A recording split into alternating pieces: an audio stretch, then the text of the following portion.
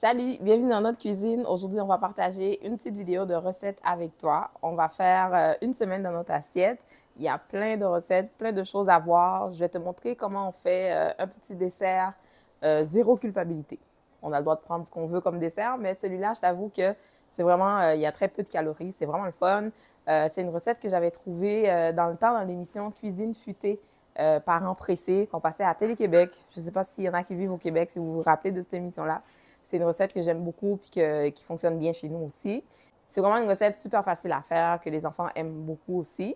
Après ça, je vais te montrer un petit lunch que j'aime faire pour les enfants aussi, qu'ils appellent des faux sushis. Fait que j'espère que ça va marcher chez toi aussi. Il y a la recette de chili dans le menu de la semaine que je n'ai pas inclus dans cette vidéo-là parce que je l'avais déjà mise dans une autre vidéo que j'avais présentée, des recettes à congeler. J'avais fait ma recette de chili et de sauce à spaghetti. Donc, si jamais tu n'as pas encore vu cette vidéo-là, je vais te laisser le lien dans le petit i en haut à droite de l'écran. Reste avec nous le plus longtemps que possible sur la vidéo parce que ça va nous aider beaucoup au niveau de l'algorithme de YouTube et d'autres personnes vont pouvoir voir cette vidéo. N'hésite pas à nous faire un petit coucou dans les commentaires si jamais c'est la première fois que tu passes par ici. Et pour les abonnés qui sont là depuis quelques temps, qui regardent nos vidéos, merci d'être là. Alors, sans plus tarder, on commence avec la vidéo. Voici le menu de la semaine. C'est un menu à petit budget. On avait acheté l'agneau en spécial. On a une recette anti-gaspillage à la fin de la vidéo. C'est un super gros morceau de viande, mais en fait, chez nous, c'est que le repas du soir, on l'utilise aussi le lendemain comme dîner pour les enfants, mon mari et moi. Pour m'assurer que vraiment l'assaisonnement va rentrer dans la viande, je vais couper des petits morceaux comme ça. Je les coupe comme en losange un peu. Je ne sais pas si tu vois bien ce que je fais. C'est vraiment quand je vais mettre l'assaisonnement tantôt, tu vas voir, c'est que vraiment là, l'assaisonnement va rentrer dans toute la viande. Pour l'assaisonnement, j'utilise tout le temps les mêmes choses. C'est du paprika. Là, j'ai mis du paprika fumé. Ensuite, je vais mettre du cumin et après ça, je vais mettre du curcuma. Je vais mettre aussi de la poudre d'ail et des fois aussi, je rajoute un petit peu d'herbe séchée dedans. Mais cette fois-ci, j'en ai pas rajouté. Mais généralement, c'est à peu près les mêmes assaisonnements que je fais tout le temps. Et là, j'avais des épices haïtiennes. J'en ai mis un petit peu, juste vraiment très peu là, pour dire. Et après, je vais mettre du sel et du poivre. Cette fois-ci, pour les herbes fraîches, j'ai ajouté de la ciboulette que j'avais congelée, qui vient de mon potager. J'avais fait une vidéo là-dessus pour montrer comment congeler ces fines herbes. Et j'ai ajouté du romarin parce que le romarin et l'agneau, je trouve que c'est le mariage le plus heureux au monde. Donc, je mets toujours du romarin quand je fais de l'agneau. Là, je vais enlever mes bijoux pour vraiment mettre les assaisonnements dans la viande. Je sais qu'il y a beaucoup de gens qui mettent des gants en cuisine, mais moi, franchement, je trouve qu'il y a rien de mieux que de toucher aux aliments. Moi, j'aime beaucoup être en cuisine. J'utilise tous mes sens quand je cuisine. Donc, c'est pour ça que je cuisine avec mes mains. Je me lave les mains plein de fois quand je suis en cuisine. Donc, c'est pour ça que peut-être que des fois, tu vas voir que j'ai les mains un peu sèches. Mais c'est ça. J'aime toucher à la nourriture. J'aime toucher vraiment à la texture de la nourriture. C'est vraiment super important pour moi. C'est une expérience sensorielle quand je cuisine. J'assaisonne ma viande, je la laisse environ 1 heure au frigo et après, je vais la mettre au four. En passant, tu vois ma fille qui est là, c'est super drôle. Mes enfants vont apparaître de temps en temps dans la vidéo. Mais avant de l'envoyer au four, en passant, je vais mettre des oignons et quelques gousses d'ail. On va accompagner l'agneau avec du couscous, mais moi, je voulais essayer une recette de courge farcie qu'une de mes amies a partagée sur Facebook. Mais là, maintenant, je vais te montrer pourquoi les gens ne montrent jamais quand ils coupent les courges dans les vidéos sur Internet. Oh, j'ai ça, man! Je me suis rappelé pourquoi je mange pas ça. Pourquoi? C'est dur à couper, man. Oh, c'est orange. Moi, je pensais que ça allait être beige, comme à l'extérieur. Ouais.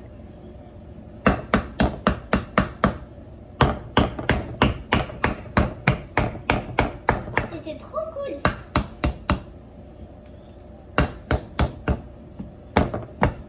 Ça sent bon. Ça se mange cru. Non. Ça sent la citrouille. Ah. Bon? Non. Moi, je trouve. Tu pleures. Ouais, j'ai un peu peur. Bon, j'en ai un que j'ai coupé plus gros que l'autre. Ah. Sérieux, aussi bon que ça soit, je pense pas que ce soit une recette que je vais reproduire. Ah, c'est comme des pépins de citrouille en fait. Ben, c'est la même famille que la citrouille. Et le joumois ici aussi. Fait que, comme tu as pu le voir, j'ai dû sortir le gros pilon de mon pilon à épices haïtienne. Ça a fait plein de dégâts dans ma cuisine. Pour de vrai, je souffre du syndrome des ovaires polykystiques. Je sais que les courges, c'est vraiment intéressant pour nous parce que c'est anti-inflammatoire et tout. Mais honnêtement, ça demande tellement trop de travail pour de vrai, là. Mais bon, en tout cas, fait que j'étais là, je me suis embarquée dans l'histoire. Donc là, en plus, c'est vrai, ça prend du temps à cuire aussi. Donc, j'ai mis de l'huile d'olive, du sel et du poivre sur les courges et après, je vais les envoyer au four environ 1 heure et demie. Pour la farce, on va faire revenir des oignons, de l'ail dans l'huile d'olive et après ça, quand ça a fini de dorer un petit peu, on va ajouter un petit peu de bouillon, le bouillon que tu as sous la main, OK? Donc, c'est pas nécessaire d'avoir un bouillon spécifique. Et après, je vais ajouter des canneberges séchées, des noix de Grenoble et après, je vais mettre aussi quelques feuilles de romarin. Une fois que tout ça a fini de cuire, je vais les ajouter sur les courges qui ont finalement commencé à cuire parce que ça a été super long. En passant, dis-moi, toi, si tu fais des courges, comment tu trouves ça le travail? Parce que franchement, moi, je veux vraiment intégrer les courges dans mon alimentation, mais en tout cas, voilà. Donc, j'ajoute un petit peu de chapelure, puis je vais les renvoyer au four encore une fois. 2000 years later. Voici le résultat. Je vais pas te mentir, c'était vraiment super bon. C'est une belle recette. Je me vois vraiment mettre ça sur ma table pour recevoir du monde. C'est vraiment cute là pour de vrai, mais le travail que ça demande pour de vrai, je pense pas que ça en vaut la peine. Si tu veux essayer de me convaincre de mettre les courges dans mon alimentation, puis de me convaincre de me donner des recettes plus rapides, je suis vraiment ouverte. Fait que vas-y. Entre-temps, l'agneau a eu le temps de cuire et maintenant, on va passer à table. Je vais servir les autres. Alors, ça, c'est l'assiette de Emma. Eux, ils prennent ça avec du couscous. Voici mon assiette maintenant. Ma courge est ici. J'ai de la roquette et mon agneau est ici. J'ai ajouté un petit clapet pour faire la transition entre les recettes dans la vidéo. Tu me diras ce que tu en penses dans les commentaires. À mon avis, je trouve que c'est un petit peu intense. J'espère que ça ne va pas te faire partir de la vidéo quand même. Là, il y a plein de choses à voir encore. Aujourd'hui, jour 2, ce qu'on mange, c'est des pilons de poulet avec des pommes de terre en cubes, avec des carottes aussi que je vais faire glacer. Aujourd'hui, c'est un travail d'équipe parce que les filles ont rendez-vous chez le dentiste et c'est moi qui les amène. J'ai assaisonné mon poulet avec la base de soupe de poulet, du paprika normal, de l'origan, de l'huile et après, j'ai mis aussi le jus d'un citron. Dans la cuisine haïtienne, on cuisine beaucoup avec le citron puis j'aime beaucoup le goût acide. Check toi.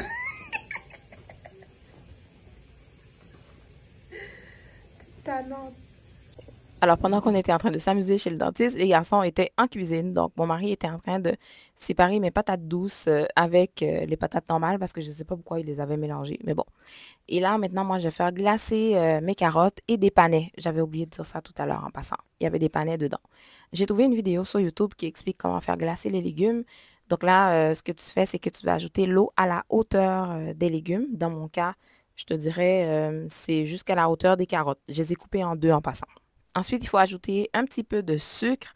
Mais moi, je fais vraiment très attention au sucre parce que j'essaie vraiment de réduire ma consommation de sucre. Puis les carottes et les panais, ce sont des légumes qui sont quand même assez sucrés. Donc, j'essaie de ne pas en mettre trop. Mais j'en garde un peu parce que j'imagine que c'est ça qui va aider aussi à rendre les légumes un peu brillants, là.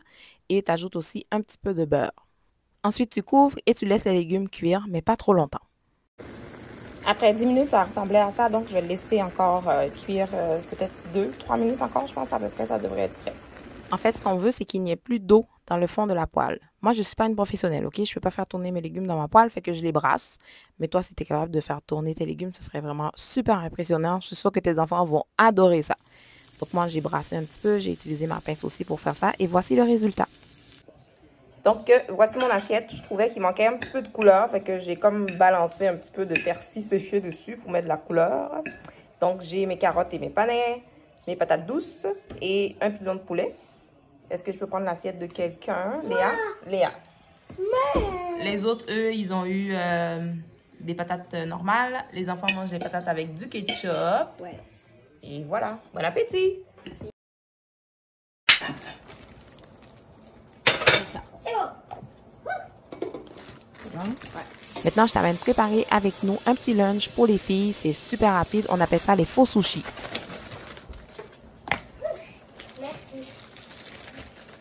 Notre grand garçon mange à la cafétéria de l'école parce qu'il est au secondaire, mais les filles sont au primaire, donc de temps en temps, on leur fait leur petit lunch comme ça. Et là, maintenant, en fait, c'est juste un wrap, pour de vrai, là, c'est comme un wrap au jambon, mais c'est juste la façon de le couper que mes enfants trouvaient que ça ressemblait vraiment à des sushis. On faisait ça quand elles allaient dans les camps de jour, puis que, tu sais, il fallait vraiment amener des sandwichs, puis je trouvais que c'était tout le temps ennuyant d'avoir des sandwichs ordinaires, fait que j'ai commencé à faire ça. Puis les enfants, ils ont vraiment aimé. Fait que voilà, je te montre comment je fais ça. Donc, tu prends un tortilla, tu mets du jambon, des laitues, tu mets du fromage et après, tu vas couper. Moi, pour que ça tienne bien, ce que je fais, c'est que je mets des cure-dents. Tantôt, tu vas me voir avec des cure-dents, là. Les cure-dents, j'essaye de les mettre dedans pour que ça reste ensemble, tu comprends? Pour pas que ça se défasse dans le bol. Et après, je vais mettre des petits légumes à côté pour eux. C'est pas mal ça, là. On est à mi-chemin dans la vidéo. En passant, merci d'être encore là. Je vais prendre le temps de me présenter. Si jamais tu viens d'arriver sur notre chaîne, mon nom est Daphné. Je suis maman de 3 enfants. On vit à Montréal. On est une famille québécoise d'origine haïtienne et guinéenne. Va faire un petit tour sur notre chaîne avant de t'abonner parce que vraiment, on a du contenu quand même assez varié. On a du contenu autour de la vie de maman et la vie de famille. Je m'assurer que tu es vraiment au bon endroit. Donc, vraiment, va voir avant de t'abonner, OK? Je vais prendre le temps de saluer quelques abonnés qui nous ont laissé des commentaires sur notre dernière vidéo. Je vais les afficher à l'écran pour vous. Merci à vous qui nous suivez d'Haïti, du Congo, du Bénin, un peu partout dans le monde. Merci d'être là, c'est super gentil. Pour la prochaine recette, on va préparer une quiche au thon. La quiche au thon dans notre famille, c'est quand même assez partagé. Il y en a qui aiment, il y en a qui n'aiment pas. Je vais commencer par faire casser 4 œufs. Et après, je vais les mélanger avec de la crème de cuisson 35%.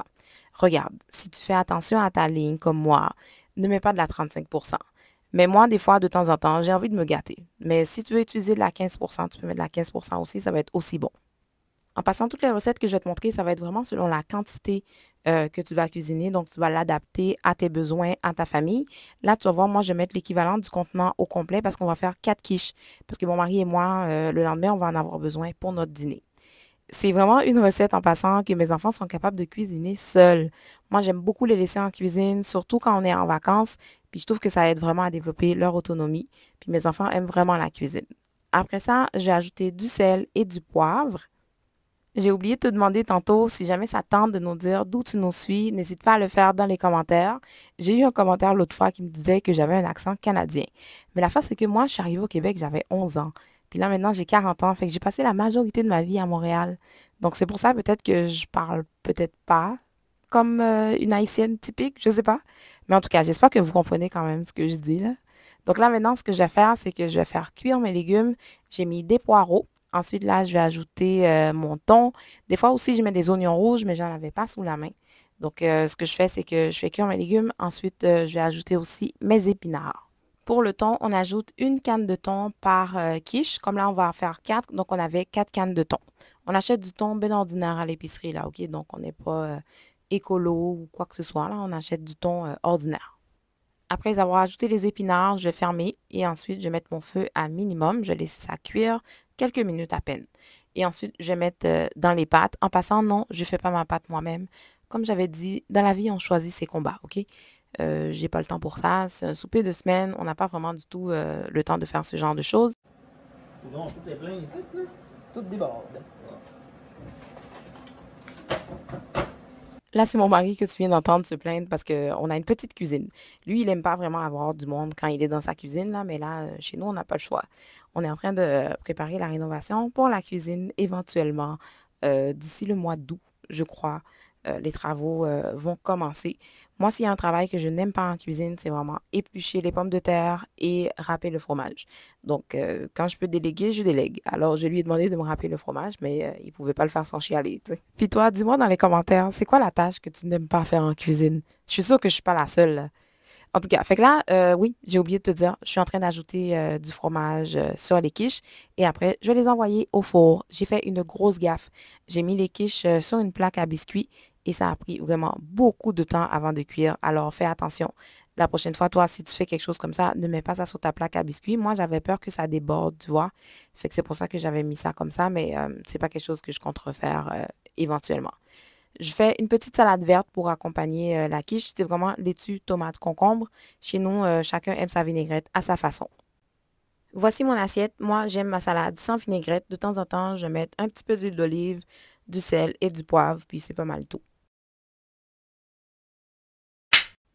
Pour la prochaine recette, on va faire du quinoa avec des légumes macédoines et du fromage halloumi. J'ai découvert le fromage halloumi en regardant l'émission Cuisine futée dont j'avais parlé tout à l'heure. Le fromage halloumi, c'est un fromage à griller. Donc moi, ce que je fais, c'est que je vais le couper en deux et après, je vais le faire cuire dans ma poêle. Je vais mettre un petit peu d'huile d'olive parce que ma poêle a perdu son petit côté anti-adhésif. Mais si toi, ta poêle est anti-adhésif, tu n'as pas besoin d'ajouter ça du tout dedans, là. Tu vois un petit peu de fumée. Puis parce que la poêle est chaude, c'est parce que le fromage est froid. Donc, si jamais tu veux le laisser à la température de la pièce avant de le faire cuire, c'est correct aussi. Dis-moi, toi, est-ce que tu aimes ça, le fromage halloumi? Si jamais tu y as déjà goûté ou si tu n'as jamais goûté aussi, tu me laisseras savoir ça. Chez nous, c'est un petit peu partagé parce qu'il y a Emma qui n'aime pas du tout le goût. Puis je comprends parce que ça a un goût quand même assez particulier, là. Puis ça a une texture un petit peu particulière aussi. Maintenant, je vais commencer la cuisson de mon quinoa. J'ai déjà fait une vidéo sur le quinoa. Je vais te laisser le lien dans le petit i en haut à droite. Si jamais tu es dans un processus de perte de poids comme moi, le quinoa peut être un aliment super intéressant pour toi. Donc là, maintenant, j'ai ajouté mon eau. Tu peux le faire cuire aussi dans du bouillon si tu veux. Et ensuite, je vais baisser le feu. Le ratio d'eau, c'est une tasse de quinoa pour 2 tasses d'eau. J'ai fait cuire mes côtelettes de porc pour accompagner tout ça. Les côtelettes de porc, tu as vu un petit peu comment j'assaisonne ma viande. C'est toujours le même type d'assaisonnement que j'utilise. C'est pour ça que je ne l'ai pas montré. Là, maintenant, mon quinoa est cuit. Ce que je vais faire, c'est que je vais faire le mélange. Je commence avec quinoa, légumes macédoines. Ensuite, j'ajoute le fromage et je brasse. Ensuite, je recommence. Donc, encore quinoa, légumes, puis fromage. Comme ça, je m'assure que vraiment tout est rendu jusqu'au fond du bol. Dans notre famille, on a tous une recette qu'on aime et que les autres n'aiment pas. Mais ça ne veut pas dire qu'on ne va pas la faire. On respecte le choix de chacun, puis on le mange quand même. Pour le quinoa, je suis la seule qui aime ça. Mais je m'assure quand même de leur mettre un petit peu de sauce. Fait que j'avais couvert la viande pour qu'il y ait un petit peu de sauce. Sinon, ils allaient me dire « Ah, c'est trop sec, on n'aime pas ça, blablabla. » Fait que là, ils ont de la sauce, ils ont de la viande, ils sont bien contents. Et maintenant, on est rendu à l'heure du dessert, zéro culpabilité. On va faire une mousse au chocolat avec du tofu dessert. Je ne sais pas si c'est quelque chose qui te parle, mais moi, je t'assure, c'est quelque chose que j'aime vraiment beaucoup comme dessert. Fait que, on va faire un bain-marie. Puis là, on a mis une tablette de chocolat. Puis c'est une tablette standard, là, OK? Moi, je trouvais qu'il n'y avait pas assez de chocolat. Fait que après, tu vas voir avec Léa, on va ajouter des pépites de chocolat pour que ce soit vraiment extra cochon. On va brasser le tout jusqu'à ce que le chocolat fonde. Et une fois que le chocolat a fondu, là maintenant, on va ajouter le tofu dessert. Le tofu dessert, tu peux acheter la saveur que tu veux parce que honnêtement, tu sais, ils mettent des saveurs dessus. Mais moi, j'en achète souvent pour mettre dans mes smoothies. Puis je trouve que ça n'a pas vraiment tant de goût que ça, là. Donc, si tu trouves nature, t'achètes nature. Si tu trouves une autre saveur, t'en achètes une autre. Donc, aujourd'hui, je suis en cuisine avec Léa parce que Léa, c'est mon bras droit en cuisine. Elle aime beaucoup être avec moi en cuisine. C'est celle qui est tout le temps avec moi, là, dans tout ce que je fais. Léa est toujours là. On va ajouter un petit peu de vanille aussi. Puis moi, la vanille vient d'Haïti. C'est ma maman qui me l'a apporté. Une fois que tu as fini de brasser puis que tout est à ton goût, ce que tu vas faire, c'est que tu vas envoyer ça au frigo. Quand on a goûté au mélange, Léa et moi, on n'était pas satisfaites. Donc, on a ajouté des pépites de chocolat. J'ai ajouté ça à la main. On n'a pas mesuré du tout. Là, je suis vraiment allée à l'œil, je te dirais. Puis là, après, c'était vraiment parfaitement à notre goût. Pour verser dans les petits pots, moi, j'ai utilisé des petits pots de yogourt que j'achetais avant. Mais si tu as des verrines à la maison, ça peut être super chouette. Tu peux mettre les fruits que tu veux dessus. Tu vas voir tantôt, nous, le résultat final. Tu peux mettre des fraises, des framboises, des bananes, des bleuets, des kiwis. Pas mal tous les fruits qui te tombent sous la main, tu peux le mettre dedans. Sauf peut-être des melons. Je sais pas. En tout cas, tu me diras si jamais tu essayes ça avec des fruits un petit peu particuliers. Maintenant, je vais te montrer une petite recette qu'on a fait pour récupérer les restants de chili qu'on avait fait dans la semaine. J'ai râpé du fromage cheddar par-dessus. J'ai mis dans les tortillas que j'ai utilisées pour faire les lunchs des enfants. C'est vraiment une recette 100% anti-gaspillage, OK? Puis après, je vais mettre ça sur la poêle pour que ça devienne super croustillant. Ensuite, moi, je me suis servi ça avec une petite salade d'épinards et de poivrons. C'était super délicieux. J'ai pas de nom encore pour cette recette. Fait que si jamais tu as un nom, tu me laisseras quel nom tu penses que je devrais donner à ma recette. Laisse-moi ça en commentaire, OK? Parlant de commentaires, n'hésite pas à me dire ce que tu as pensé de la vidéo. Parce que tu sais, ce genre de vidéo-là, ça demande vraiment beaucoup de temps. C'est une semaine de tournage, c'est quand même assez long. Puis, je sais pas trop si c'est pas trop long pour vous. La dernière fois qu'on en avait fait un comme ça durait 40 minutes. Puis, le temps de visionnage n'était pas super élevé. Fait que là, tu vois, je l'ai fait à 21 minutes. Donc, toi qui es encore là, dis-moi dans les commentaires comment tu as trouvé la vidéo. Est-ce que tu as aimé ça? Qu'est-ce que tu penses que je dois améliorer? S'il y a des choses que je dois enlever, couper? En tout cas, laisse-moi savoir ça dans les commentaires. Pendant que je suis en train de préparer mon espèce de recette bizarre, là, je vais te montrer ma petite assiette finale. C'était vraiment bon, pour de vrai, là. C'était super délicieux. Ça sent le chocolat. Mais je sais pas comment dire comment ça sent genre le chocolat. Ça a l'air vraiment bon. J'ai un petit côté bon. Je vais prendre un bleuet. Ça fait longtemps que j'ai pas goûté à des bleuets.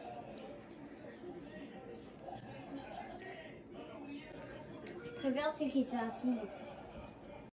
Chez nous, on n'est pas vraiment trop dessert. On fait très peu de dessert, mais ce soir-là, on avait tous envie, puis c'était super délicieux.